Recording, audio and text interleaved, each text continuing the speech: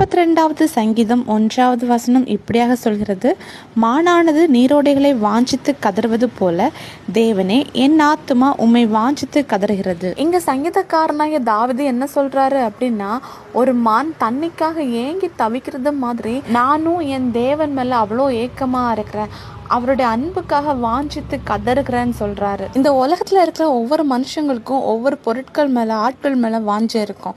ஆனா ஆண்டவரை அறிஞ்ச ஒவ்வொரு பிள்ளைங்களுக்கும் ஆண்டவரோட சமூகத்தையே தேடுறதா நமக்கு வாஞ்சியா மாறணும். எப்படி ஆண்டவர் மேல வாஞ்சியா இருக்கிறதுன்னு பார்க்கும்போது ஏசப்பாக்கும் நமக்கும் இருக்கிற ரிலேஷன்ஷிப் கரெக்டா இருக்கணும். தினந்தோறும் ஒரு நிமிஷம் கூட விடாம அவர் கூட இணைந்த ஒரு வாழ்க்கை நம்ம வாழ்ந்துகிட்டே இருக்கணும்.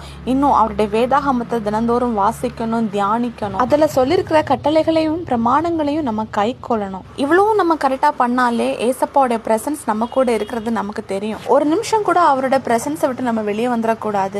அவருடைய பிரசன்ஸ்லேயே நம்ம இருக்கிறது மாதிரி நம்மளை காத்துக்கொள்ளணும். அதில் நம்ம உறுதியுள்ளவர்களாக காணப்படணும். இப்போ நமக்கு பிடிச்சவங்க நம்ம கூட இருக்கணும் அப்படிங்கிறதுக்காக நம்ம எப்படியெல்லாம் அவங்களுக்கு பிடிச்சது மாதிரி நடந்துப்போம் இல்லையா, அதே மாதிரி நம்ம ஆண்டவர் நம்ம கூட இருக்கணும்.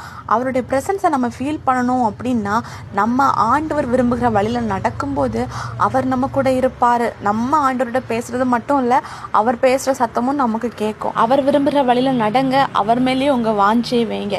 ஏசப்பா உங்களை ஆசீர்வதிப்பார். விசுவாசிங்க, அற்புதங்களை எதிர்பாருங்க. இயேசு கிறிஸ்துவின் நாமத்தில் ஆமேன்.